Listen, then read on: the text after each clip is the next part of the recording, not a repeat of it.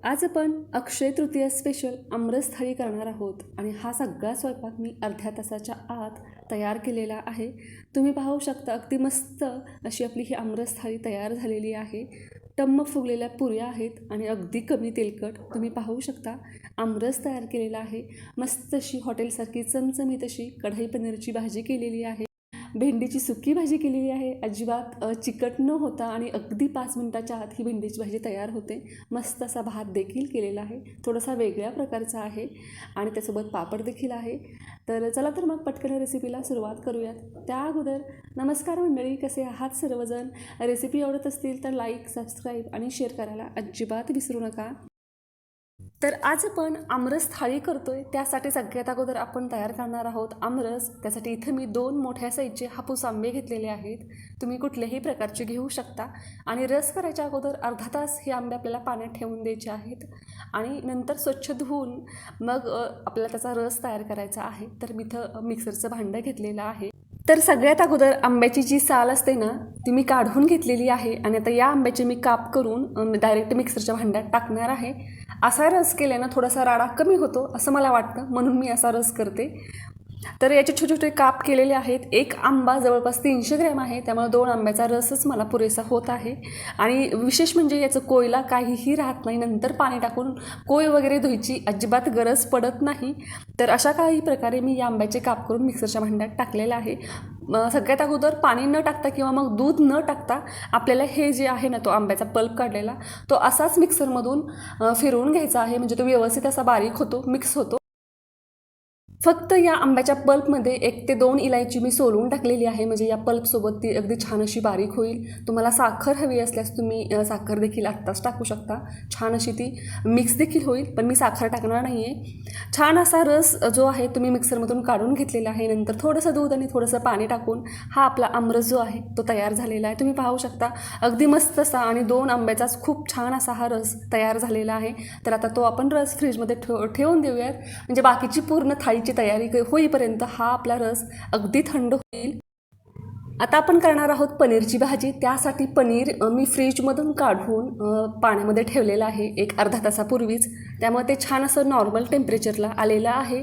त्याचे आता क्यूब्स करून घेणार आहोत. तुम्हाला जेवढ्या हव्या साईजचे जसे पाहिजेत तसे तुम्ही ते क्यूब्स करून घेऊ शकता. तर अशा काही प्रकारे मी पनीरचे क्यूब्स तयार करून घेतलेले आहेत. आणि आज आपण कढाई पनीर करणार आहोत. कढाई पनीरमध्ये शक्यतो पनीर फ्राय करत नाहीत, पण मी इथं फ्राय करून घेणार आहे. कारण मग बऱ्याच वेळेस काय होतं, कच्चा जे पनीर असतं त्याचा वास येतो, म्हणून मी हलकंसं फ्राय करून घेणार आहे. कढईमध्ये 1 चमचा एवढं तेल टाकलेलं आहे आणि आपल्याला पनीर फ्राय करायचं आहे. तर जोपर्यंत पनीर फ्राय होत आहे तोपर्यंत मी एकीकडे 1 मोठ्या साईजची सिमला मिर्च आणि 1 जो कांदा आहे ना तो असा क्यूब्समध्ये कट करून घेतलेला आहे. तुम्ही पाहू शकता पनीर ही अगदी छान असं ब्राऊन होईपर्यंत मी फ्राय करून घेतलेलं आहे आणि ते आपण आता काढून घेणार आहोत. त्याच कढईत परत अर्धा चमचा एवढं तेल टाकलेलं आहे आणि सिमला मिरची आणि कांदा देखील आपल्याला हलकंसं परतून घ्यायचं आहे. म्हणजे अगदी सॉफ्ट होईपर्यंत शिजवायचं वगैरे नाही. थोडासा क्रंचीनेस असेल ना तर भाजी अगदी छान लागते. हलकंसं परतून घ्यायचे, ते कढईमध्ये टाकायचे आणि थोडंसं मीठ पण टाकलेलं आहे मी आणि 1-2 ते 3 मिनटं परतायचं आहे. कांदा आणि सिमला मिर्च हलकीशी सॉफ्ट झालेली आहे आणि ती आता आपण काढून घेणार आहोत. त्याच कढईमध्ये मी साधारण अर्धा ग्लास एवढं पाणी टाकलेले आहे. 1 मोठ्या साईजचा टोमॅटो कट करून टाकलेला आहे. 7 ते 8 लसणाच्या पाकळ्या टाकणार आहोत. 10 ते 12 काजू घेतलेले आहेत. काजूच्या ऐवजी तुम्ही मगजबी पण इथं घेऊ शकता. आणि अर्धा इंच एवढा आल्याचा तुकडा घेतलेला आहे. आता हे सगळं आपल्याला छान असं शिजवून घ्यायचं आहे. तुम्ही पाहू शकता यातलं पाणी पूर्णपणे आटलेलं आहे, छान असं शिजलेलं आहे. गॅसची फ्लेम बंद केलेली आहे आणि हे सगळं आपल्याला थंड करून घ्यायचं आहे. थंड झाल्यानंतर मिक्सरमधून मी याची पेस्ट काढून घेतलेली आहे. आता आपण कढई पनीर करणार आहोत. तर कढईमध्ये 2 मोठे चमचे एवढं मी सरसोचं तेल इथं टाकलेलं आहे. तुम्ही कुठलंही वापरू शकता. जिरे टाकलेलं आहे सगळ्यात अगोदर फोडणीला आणि 1 एकदम बारीक चिरलेला कांदा टाकायचा आहे. कांदा छान असा ब्राऊन होईपर्यंत आपल्याला परतून घ्यायचा आहे. तर 1-2 ते 3 मिनिटानंतर कांदा थोडासा सॉफ्ट झाल्यानंतर याच्यामध्ये मी चवीपुरतं मीठ घातलेलं आहे. अर्धा चमचा एवढी हळद देखील टाकलेली आहे आणि आणखी 1-2 ते 3 मिनटं आपण हे परतून घेणार आहोत, जोपर्यंत कांदा तेल सोडत नाही तोपर्यंत. तुम्ही पाहू शकता कांदा अगदी छान असा ब्राऊन होईपर्यंत मी इथं परतून घेतलेला आहे. तेल देखील सुटलेलं आहे.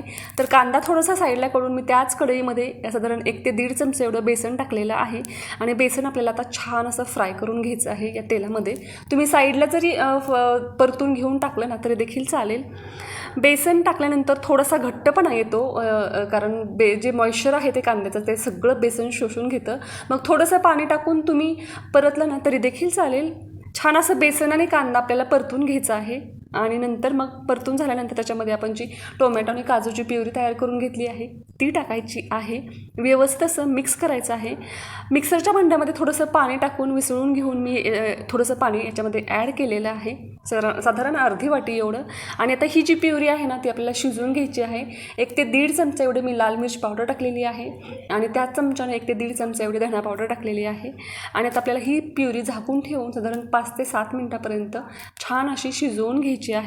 एक 5 ते 7 मिनटापर्यंत झाकून ठेवल्यानंतर ही प्युरी छान अशी शिजलेली आहे. तुम्ही पाहू शकता कलर देखील चेंज झालेला आहे. याच्यामध्ये मी साधारण 1 चमचा एवढं इथं तूप टाकणार आहे. आणखी छान असा टेस्ट जी आहे भाजीला येते म्हणून परत एकदा छान असं मिक्स करून घ्यायचं आहे आणि आणखीन 2 ते 3 मिनटापर्यंत आपण ही प्युरी शिजवून घेणार आहोत. जोपर्यंत ही प्युरी तेल सोडत नाही तोपर्यंत. 2 ते 3 मिनटानंतर तुम्ही पाहू शकता अगदी मस्त असा कलर आलेला आहे. छान शिजलेले देखील आहे आणि तेल देखील सोडायला सुरुवात केलेली आहे. आता आपण याच्यामध्ये फ्राय केलेलं पनीर ॲड करणार आहोत. त्याचसोबत कांदा आणि शिमला मिर्च हेही टाकणार आहोत. व्यवस्थित असं सगळीकडून मिक्स करून घ्यायचं आहे. कन्सिस्टन्सीसाठी मी याच्यामध्ये थोडंसं पाणी देखील टाकणार आहे. परत एकदा व्यवस्थित मिक्स करून घ्यायचं आहे. टेस्ट करून बघा. मीठ कमी वाटत असेल तर मीठ तुम्ही आता ॲड करू शकता.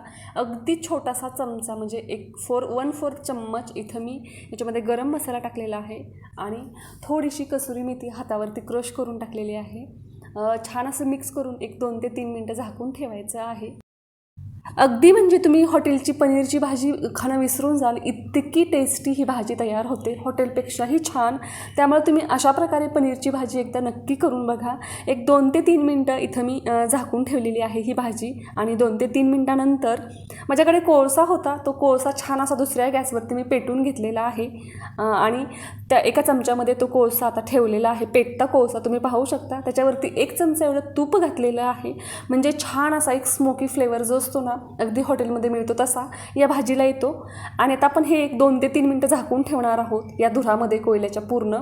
मस्त अशी आपली 2 मिनटानंतर भाजी तयार होते. अगदी मस्त सुंदर असा कलर आलेला आहे. खायलाही तितकीच टेस्टी झालेली आहे.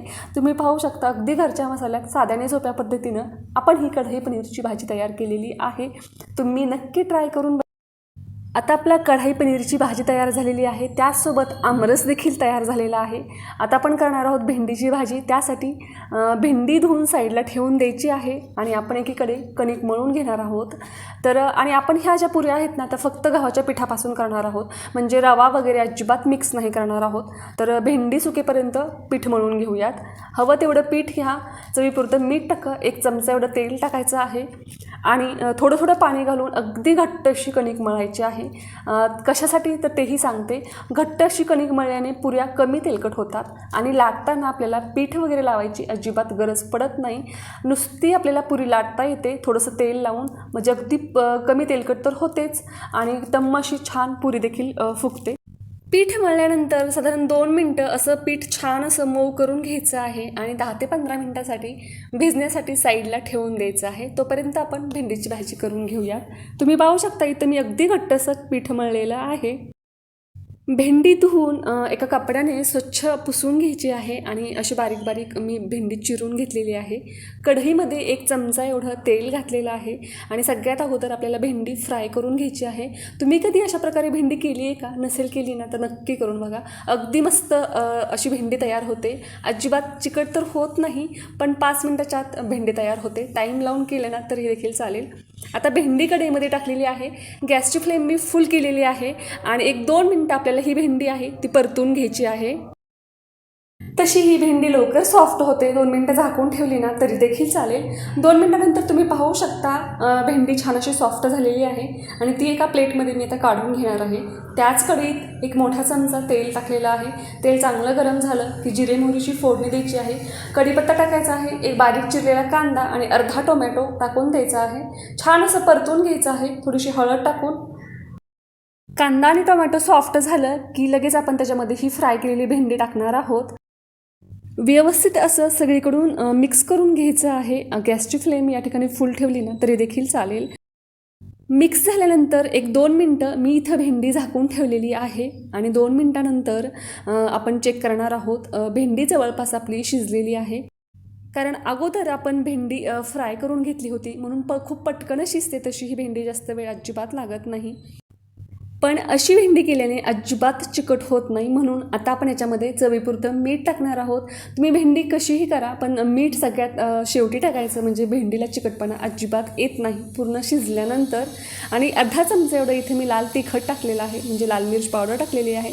व्यवस्थित सगळीकडून मिक्स करून घ्यायचं आहे. मिक्स झाल्यानंतर गॅसची फ्लेम बंद केली तरी चालेल. आपली भेंडीची भाजी तयार झालेली आहे. नक्की करून बघा. खूप छान आणि टेस्टी अशी भेंडीची भाजी तयार होते. तुम्ही पाहू शकता एकदम मोकळी सुटसुटीत अशी ही भेंडीची भाजी तयार झालेली आहे. तर आता आपण भात कसं करायचं ते पाहणार आहोत. तर भात इथं मी थोडासा फ्राय करून करणार आहे. त्यासाठी पांढरा भात जो आहे तो कुकरमध्ये मी अगोदरच शिजवून घेतलेला आहे आणि तो शिजल्यानंतर एका चमच्याने पूर्ण सुट्टा करून घ्यायचा आहे. हाताने करून घेतला तरी चालेल. हाताला थोडंसं तेल लावा म्हणजे अगदी व्यवस्थित असा हा भात सुट्टा होतो. कढई घेतलेली आहे आणि फोडणीसाठी इथं मी तुपाचा वापर केलेला आहे. 1 चमचा एवढं तूप टाकायचं आहे. तूप चांगलं असं गरम झालं की 2 तमालपत्र, थोडंसं जिरं, 1 दालचिनीचा तुकडा, 1 लवंग आणि 2 मिरे एवढे मसाले इथं मी घेतलेले आहेत. आणि ते मसाले आपल्याला तुपामध्ये छान असे फ्राय करून घ्यायचे आहेत. अगदी अर्ध गाजर घेतलेलं आहे एकदम बारीक चिरलेलं. 1 हिरवी मिरची घेतलेली आहे आणि 1 सिमला मिरची घेतलेली आहे. सिमला मिरच्या जागी तुम्ही मटार पण घेऊ शकता किंवा मग हिरवा वाटाणा पण घेऊ शकता. ते आपल्याला थोडंसं मीठ टाकून फ्राय करायचं आहे म्हणजे भाज्या थोड्याशा सॉफ्ट करून घ्यायच्या आहेत. त्या थोड्याशा सॉफ्ट झाल्या की त्याच्यामध्ये आपल्याला हा भात टाकायचा आहे आणि व्यवस्थित असा मिक्स करून घ्यायचा आहे. 1-2 मिनटापर्यंत परतायचा आहे. असा भात एकदा नक्की करून बघा. अगदी मस्त लागतो खायला. खूप छान आणि लहान मुलं पण अगदी आवडीने खातात. जास्त मसाले पण नसतात आणि अगदी तिखट पण नसतो. म्हणून व्यवस्थित असा मिक्स झाल्यानंतर आपला हा भात जो आहे तो तयार झालेला आहे. आता आपण करणार आहोत पुरी. पीठ देखील छान असं भिजलेलं आहे. 1-2 मिनटापर्यंत मी हे पीठ मळून घेणार आहे. आणि मी ज्यावेळेस पण कधी पुऱ्या करते त्यावेळेस एक कधीच लाटून पुरी करत नाही कारण मग त्याला खूप वेळ देखील लागतो करायला. म्हणून मी काय करते मग एक मोठा उंडा घेते आणि त्याचे एक मोठी अशी चपाती लाटून देते आणि मग एका वाटीच्या किंवा मग टोपणाच्या मदतीनं त्याच्या छोट्या छोट्या पुऱ्या तयार करते. अशा पुऱ्या केल्या ना त्या अगदी टम फुगतात आणि मग स्वयंपाक पण पटकन होतो. जास्त वेळही लागत नाही. यावेळेस पण मी तसंच केलेलं आहे. मी एक मोठा उंडा घेतलेला आहे. फक्त ही चपाती लाटताना ना त्याला पीठ वगैरे अजिबात लावायचं नाही कारण मग पीठ लावून पुरी केली तर ती तेलकट तर होतेच आणि तेलही पूर्ण खराब होऊन जातं. अगदी चिटकत असं वाटत असेल ना तर थोडंसं तेलाचा हात लावला तरी देखील चालेल. तुम्ही पाहू शकता इथे मी काहीही न लावता चपाती लाटलेली आहे. अगदी मस्त अशी न चिटकता आपल्याला ही चपाती लाटता येते. म्हणजे त्यासाठी घट्ट अशी कणिक मळायची आणि छान भिजली म्हणजे अगदी मस्त अशी चपाती लाटता येते. एका वाटीच्या मग टोपणाच्या मदतीने तुम्ही अशा छोट्या छोट्या पुऱ्या काढून घेऊ शकता. अगदी पटपट तयार होतात. आता पुरी लाटण्यासोबत ती तळणं देखील तेवढंच महत्त्वाचं आहे. त्यासाठी तेल अगदी कडकडीत असं गरम करून घ्यायचं आणि ज्यावेळेस आपण पुरी टाकतो ना त्यावेळेस तेल अगदी चांगलं असं गरमच हवं. गॅसची फ्लेम आपल्याला मोठीच ठेवायची आहे आणि नंतर आपल्याला पुरी तेलामध्ये सोडायची आहे. पुरी तेलामध्ये सोडल्यानंतर तिला 4 वेळेस उलटापालट अजिबात करायची नाही. एकदाच फक्त पुरी उलटायची आहे. एका साईडून तळून झाली की नंतर मग दुसऱ्या साईडनं आपल्याला पुरी तळून घ्यायची आहे. फक्त 2च वेळेस असं करायचं आहे. असं केल्याने देखील पुरी कमी तेलकट होते. अजिबात तेल पीत नाही आणि तुम्ही पाहू शकता अगदी मस्त अशा टम्म फुगलेल्या आपल्या ह्या पुऱ्या तयार झालेल्या आहेत. दुसऱ्याही ज्या पुऱ्या केल्या मी त्याही अशाच तळून घेतलेल्या आहेत. मस्त अशी आपली पुरी तयार झालेली आहे. बाकीच्या देखील सगळ्या पुऱ्या मी अशाच प्रकारे तळून घेतलेल्या आहेत आणि अशा प्रकारे आपला अर्ध्या तासाच्या आत अक्षय तृतीयेचा स्वयंपाक पूर्ण तयार झालेला आहे. आमरस थाळीही तयार झालेली आहे आणि त्याच तेलात मी शेवटी पापड देखील तळून घेतलेले आहेत. तुम्हाला ही रेसिपी कशी वाटली किंवा मग आमरस थाळी कशी वाटली मला कमेंट करून नक्की सांगा. आवडली असेल तर लाईक, सबस्क्राईब आणि शेअर करायला अजिबात विसरू नका. भेटूयात लवकरच अशाच एका पुढच्या नवीन रेसिपीमध्ये.